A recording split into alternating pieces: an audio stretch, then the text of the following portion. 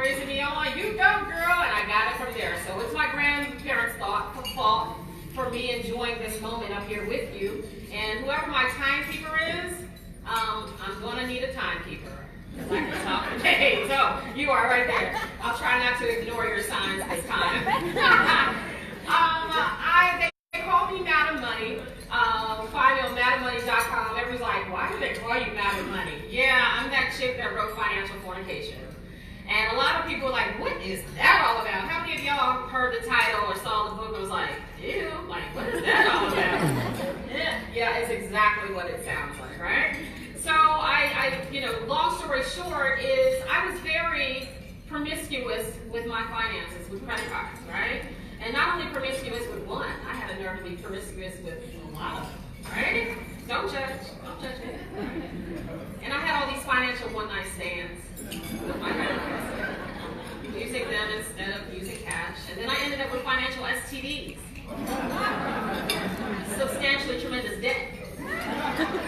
And I needed cures because they hurt, right? So they not only infected and affected me, but they infected and affected my family and everyone around me. Because when we wanted to go on vacation and do some things, I couldn't do it because I didn't have enough money saved. Or I was overextended on my credit cards because I, had a really good time with them. I'm going to tell you about my boyfriend credit in a little bit. So, I utilized all of them, and I had to go to work just to pay the bills, and I couldn't take time off. So those financial diseases really affected and infected my family. And then I realized that I was getting my assets kicked by my financial institution. Yes, I said assets with a T, all right? It's almost Sunday, or it was Sunday, right? Pray for me now. And so I had to get out of this financially abusive relationship. So I had exit strategies. And I realized that if I'm going to get with another financial institution, I got to know how to date them right. Because there's 5 phases to dating a financial institution. Ladies, y'all can relate. There's like 5 phases to dating a man, and if you skip one, you probably got the wrong one, right? So I figured if I am learning all this and doing this, there's probably other people that deal with the same thing. Because we don't really like to talk about money or finances when we're not really having a good relationship. It's like having a really bad relationship with someone. Do you really want everyone to know that you're having a rough time with your relationship? No. Well, it depends. If you're a real housewife of Atlanta, you probably want everyone to know. Those were a few of my clients, so that's how I know. But you probably, she's like, I love them, yeah. You probably didn't feel good about it. So I figured if I told my story, if I explained to what we really understand, because if Hardee's can sell a cheeseburger, it damn sure can sell financial literacy, right? Does that make sense? Dollars. Come on, people got on my class, right? So if I ask you, does it make sense? I need you to say dollars. Okay? Does that make sense? Dollars. Right, because if it doesn't make sense, it doesn't make dollars, right? Right, exactly. So we're going to go with that today. So that's what financial fornication is about. And from that, I want to share with you all the common denominator of what I learned, the common denominator. So I want to share with you my story. And I'm going to be very transparent with you. I'm probably not going to cry. That's just not me. And if I do, it's your fault.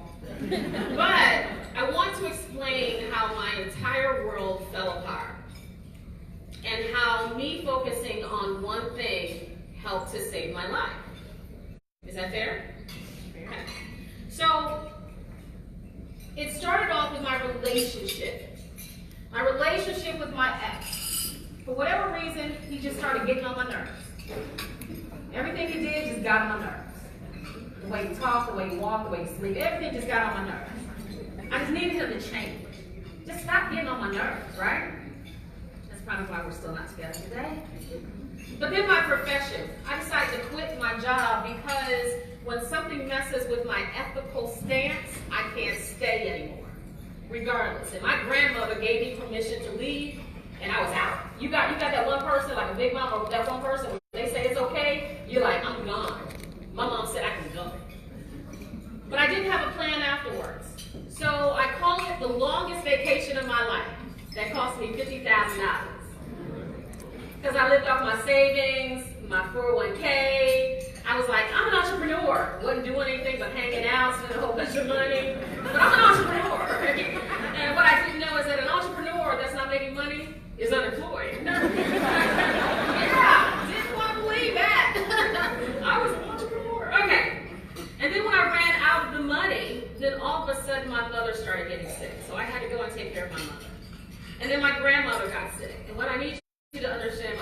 grandmother, my mother was 15 when she had me. So my first house was with my grandmother, my grandfather, my mother, and my uncle, my core family. So my grandmother was like my mother. My mother was like my sister.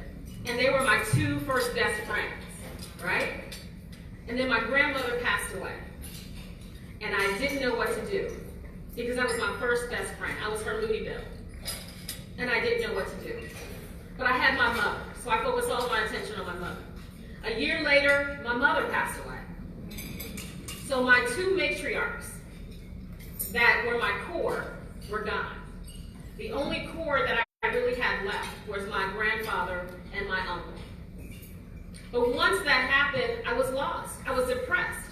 I didn't really mourn them because I was doing all of the events and I didn't mourn them. When the events stopped, that's when all the emotions kicked in. That's why I don't know if you ever dealt with depression, but when you're depressed, you can't do anything. You physically hurt, you can't do anything. You mentally can't do anything. Spiritually, lost. And that lost me a lot of money as well. So I got so depressed and I started thinking really crazy things. So when you're in that state of mind, some of the most crazy things seem logical. That's when suicide was an option. I figured, well, if I'm gone, someone can take care of my son because he has mental health issues. I don't know what to do. Somebody else can take care of him. Maybe if I'm gone, I wouldn't be a burden to my family. I had all of these thoughts. And the one thing stopped me from doing that. I could not afford to die. Like seriously, couldn't afford to die, okay? Because I didn't want to be a financial burden to my family and my death, right? And I'm the firm believer that GoFundMe is not life insurance, right? So I'm like, wait a minute, I don't even have enough life insurance because I couldn't pay the premiums and it lapsed because I ain't got no money. I can't even afford to die. So I need to rebuild myself. I need to do something. And I wanted everything around me to change. I wanted my friends to change. I wanted my family to change. I wanted my situation to change.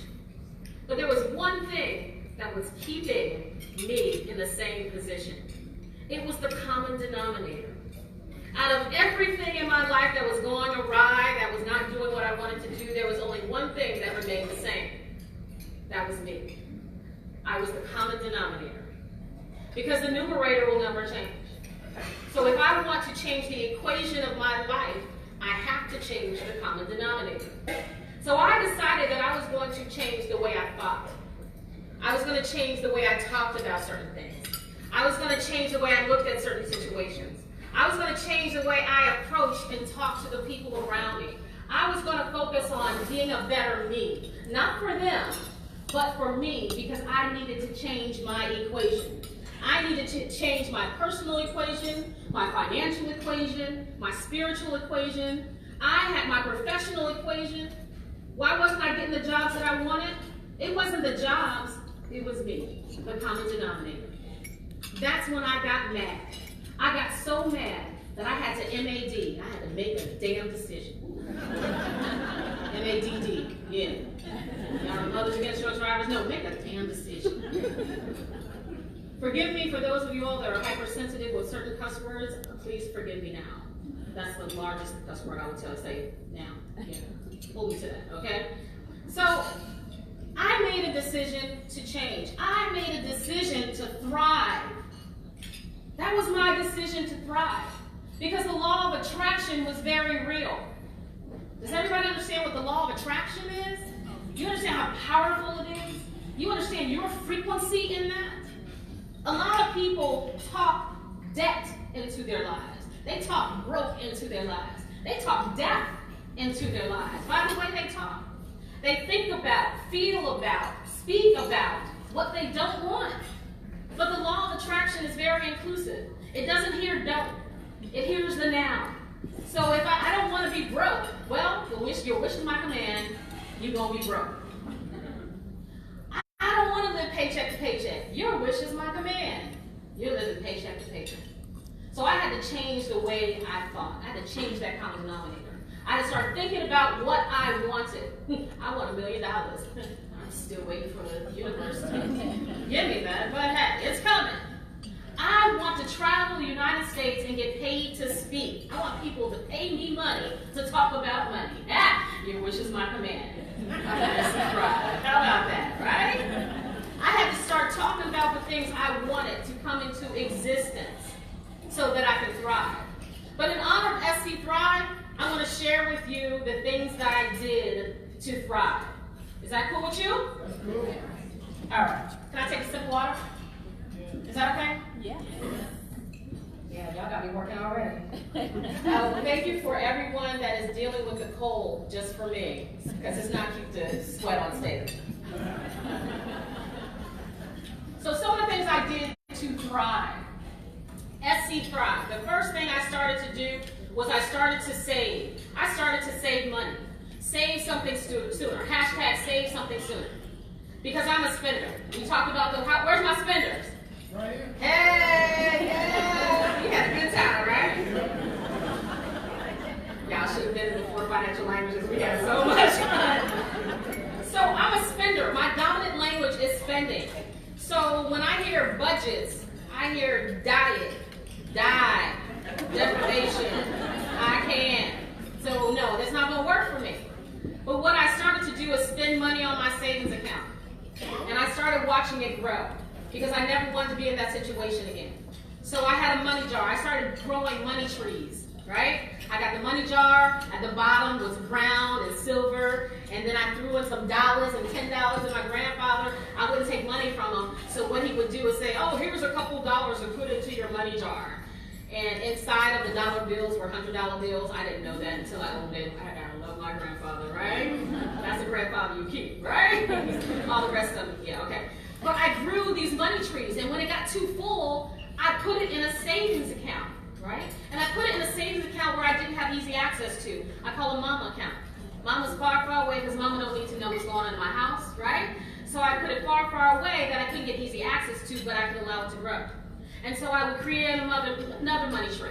And then I decided to automate my savings. So I started off with $10 a pay period, then I went up to $20 a pay period, and then I gradually went up. And I didn't see it, and if you don't see it, if a spender doesn't see it, we can't spend it, we're good. Well, that's a lie, we're gonna borrow to spend money. At least I didn't spend my money, yeah, okay. But I started to save more. That was important. C, I started to control my credit. Now let me tell you about my boyfriend. I had this boyfriend named Credit, right? He was fine. Oh my God, he was fine. And he gave me everything I wanted. I wanted that dress, baby, you got it. Credit just gave me everything. Oh, I want them shoes, you got it. I loved electronics. You want that new phone? You want that new Samsung? No, Dad, boo, I got you. I love that dude, right? And then all of a sudden, I wasn't able to give him enough, money to pay it down. He wanted my time and my money. I'm like, nah, dude, I want to buy something else, and I just don't want to give it to you. So he's like, cool, no problem. So he turned into his evil alter ego called Debt. And Debt didn't really like me. You know what I'm saying? Debt was trying to make my life miserable. So what I had to do was I had to start taking control over and destroying the debt. I did whatever I could to destroy the debt so I could take control of credit. Because once I controlled credit again, then he got all cute and nice again, like, hey, boo, don't you want to go on vacation? I got you. I had to say no, and it's usually the most fine men and the most sweetest men that you have to say no to. It's a painful process. But I controlled the credit. T stands for time. I started to really appreciate and value the time because time is a metabolism of money. Okay? So I don't know about y'all, but when I was 20, I had a really high metabolism, right? I could eat whatever I want, and I was still like that big. Okay, maybe that big. Okay, that big, right? But because I had more time, because I had a high metabolism, I could eat more and do less. I'm 40 now, right? My metabolism isn't like it was in the 20s. So if I eat the same thing I ate when I was in my 20s, now I'm going to have to move more, and it's going to take me longer to release the weight. Can anybody relate to that? Yes. Yes, Lord, right? So time is that metabolism of your money. The more time you have, the less you have to put into it, but the more you're going to get out of it later on. And if you wait too much longer and you have less time, you're going to have to put more money into it to catch up in a shorter period of time. Does that make sense? Come on. Does that make sense? Dollars. Come on. I know y'all hungry, but come on. So we got to appreciate time. And no matter what we do, we have to start saving something sooner. We have to start controlling our credit so we can pay less in interest fees and pay more into our savings so we can invest and do more. H, I have a plan. Habakkuk 2:2 says, write it down, make it plain. There's a reason why you should write down your plans and make it plain. It holds you accountable. So you have a plan. So a lot of people don't have a spending plan or a budget. They just live life willy-nilly, right? Not us, but some people, right? Right. And so it's like wanting to go on vacation, but you don't know where you want to go. So you wander around all your life trying to figure out where you want to go on vacation. Whereas just saying, I want to go to Europe. Now that you know you want to go to Europe, now you're going to know how you're going to get there. Then you can determine how much it's going to cost, how many days you're going to save. You can make specific decisions based on your final destination. And that is what I decided to do with my life, with my relationships, and with my money. Does that make sense? I love you already. R stands for retirement. I decided to think about my retirement, but here's the thing. Retirement is no longer an age. Retirement is a dollar amount. Because there are people retiring at 25, 35, 45, and they're not waiting until 65 or 75. They know a dollar amount. They're working towards a dollar amount. So if I know what dollar amount I need to retire to be happy for the rest of my life, that will determine if I'm just going to work at my job and have one river of income, or I'm going to create, or I'm going to have my own businesses and create multiple streams of income. I have multiple streams of income because, let's face it, I have multiple streams of bills. And if that one river dries up, the way my bills are set up, they really don't care. So we have to have money coming from all areas so that we can have the longest vacation of our life and enjoy it. So focus on retirement. Don't be scared of it. It's a fun thing. And don't worry about the age. I don't care if it takes you to 90. Worry about the dollar amount and how you're going to get there. Does that make sense? Dollars. Yes. I stands for invest. Where's my two investors? Yes! Yes, baby! Oh, my babies, they're so sweet. The two lone soldiers. Don't be afraid to invest. A lot of people don't invest because they don't understand it, they didn't do it, but let me tell you something. You're not going to get a return on your investment if you don't invest. And it's not just money. It's in you. It's in your education. It's in your professional development. It's in a coach. It's in a business coach. It's in a personal coach. I kind of need a relationship coach, but that's another story. That's another keynote, yeah. But invest in you. Invest your money as well. And if you don't know, then research. Connect with an investment group. Do whatever you need to do, but start investing in something so you get a return on your investment. You can't go to a fireplace. You can't go to a fireplace and say, fireplace, give me heat, if you don't invest the logs into the fireplace. So you can start the fire, right? I mean, does that make sense? Yes. Dollars. Invest in dollars. V stands for value. I now have a better understanding of my value, right? So here's the thing. Because I understand my value, I know I may be in a situation where someone can't afford what I believe I'm worth, or they can't afford a little bit of what my value is. And so what I do is I become a dualpreneur. A dualpreneur is an employee that has a full-time job, a part-time job, because if I have businesses outside of my job, I give myself a raise. I don't have a raise cap, but I still do what I love to do. Because let's face it, I do the work that I do because that's what I love. That's what I want to do. But if they can't give me a raise, whatever, I'm going to go speak at SC Thrive and get a raise today. You can do that too. If you're a cook, anybody here loves to cook? I'm gonna get your card so y'all can cook for me and send it to me. I pay for that. Okay? You might like cleaning homes. I pay for that too. You might like doing crafts.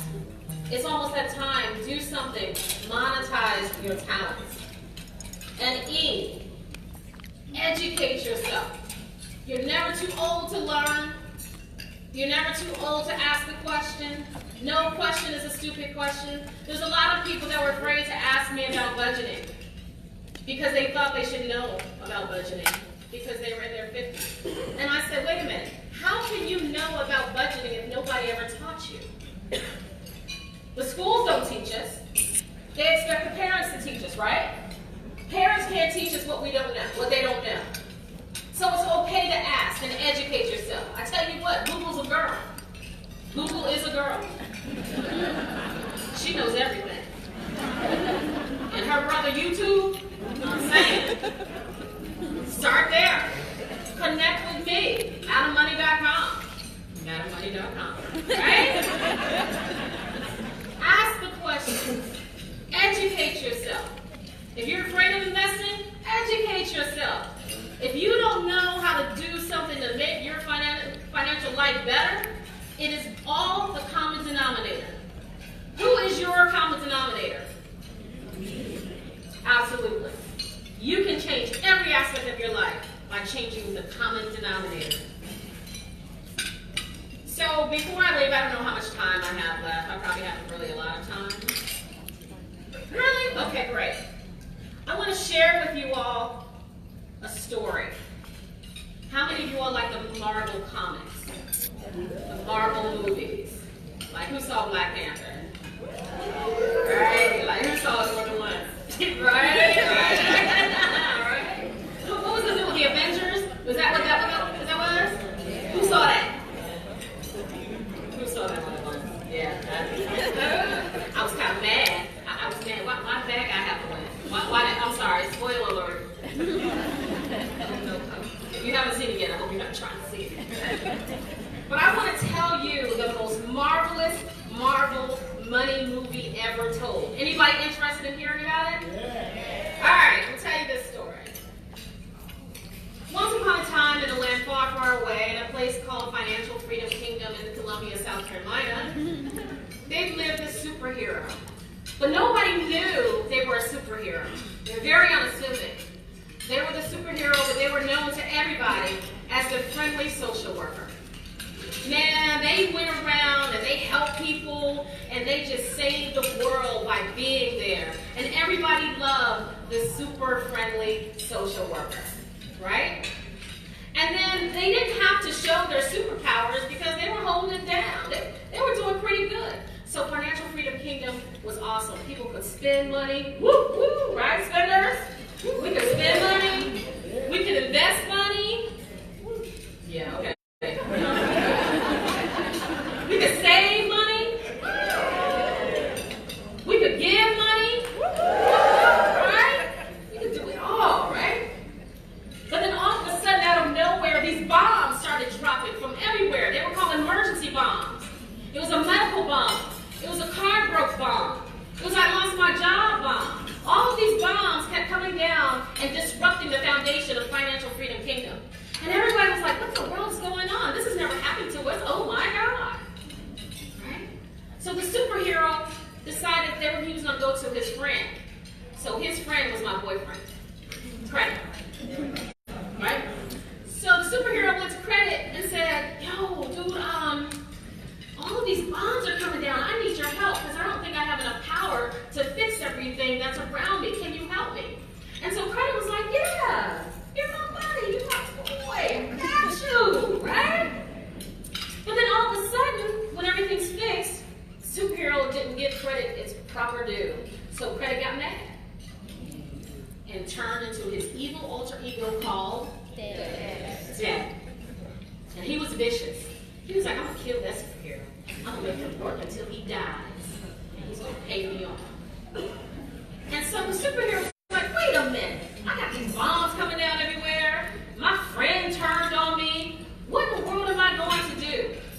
And then all of a sudden, the beautiful, young, 20-year-old superhero met with this guy. Looked like Grim Reaper.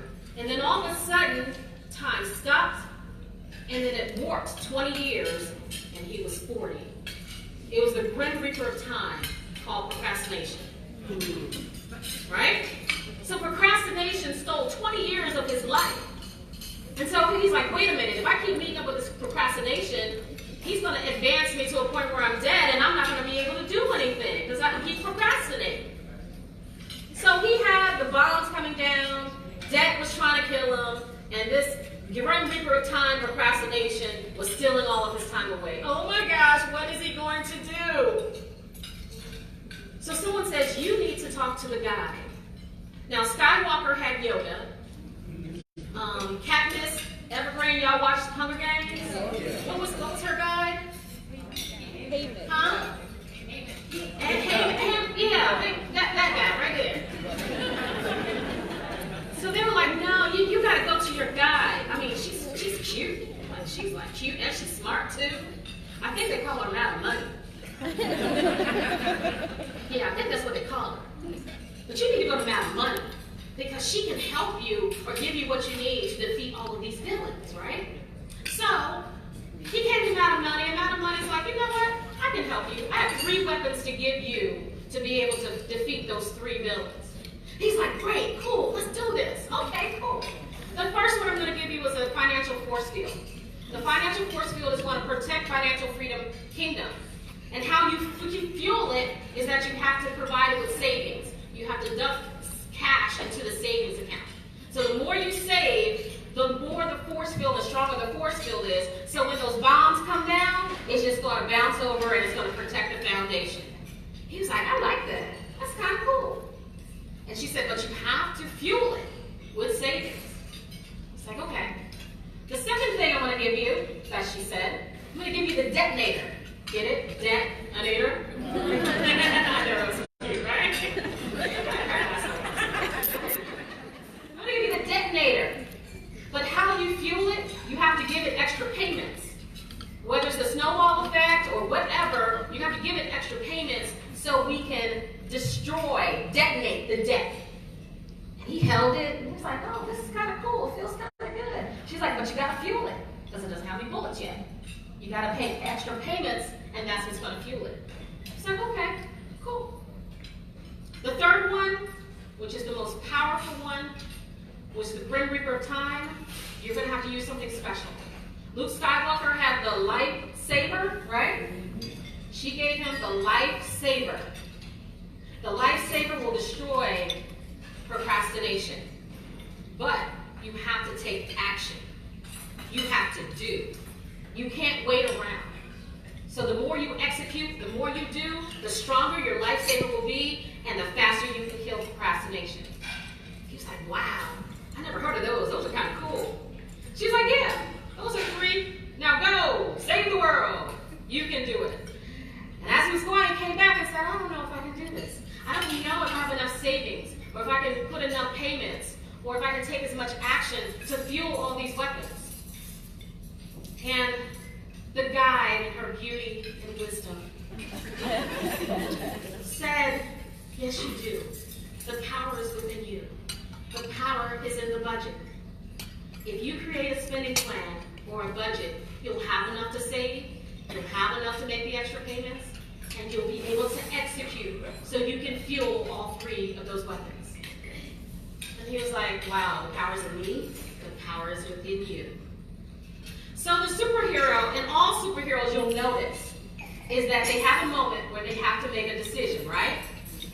Are they not going to use what the God gave them to save the world and win so we can have a sequel if it's a really good movie?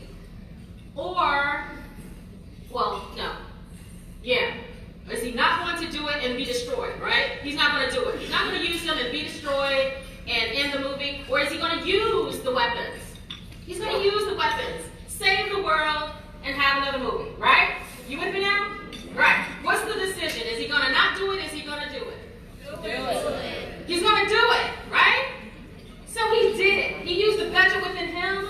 He saved more. He paid off more of his credit debt.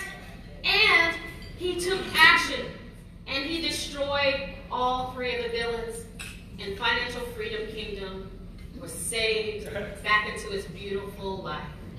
Yeah! He was so awesome, but the guy was so cute.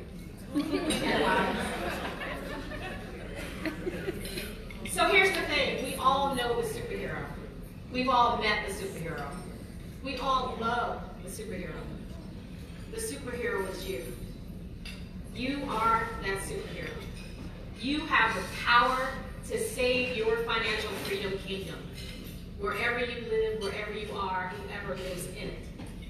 You just have to fuel the weapons to destroy your financial villains. And the power is within you. What is your power? What is your power? Within. The budget, right? For the spenders, what do we call it? A spending plan. Spending plan. Because as soon as I said budget, they heard diet.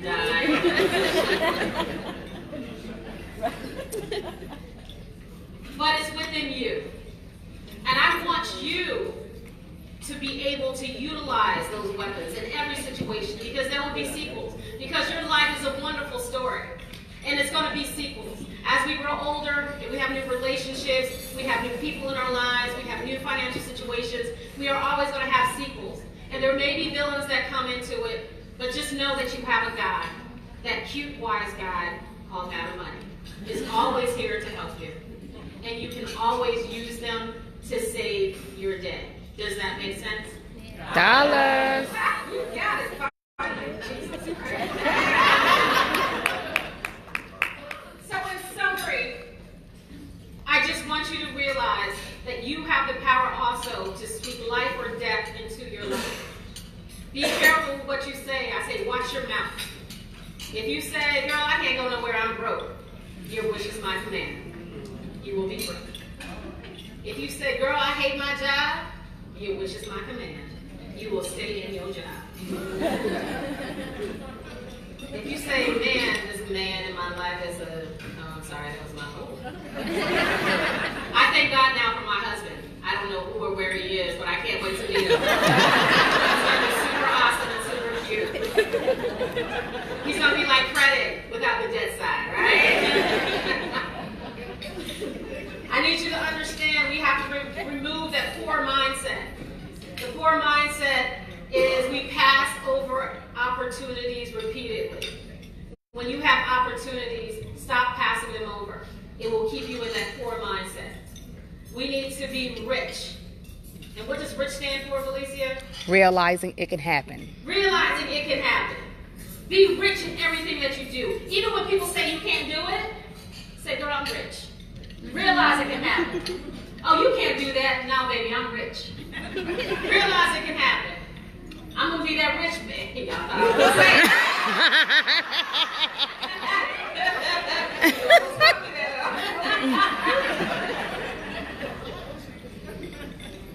As I close, get my book, Financial Fornication. Follow me, Miss Madam Money. Reach out to me. I'll be here afterwards. Hug me. I get fueled by hugs. If you're not a hugger, I don't care. Hug me anyway. And always remember, ignorance is not bliss.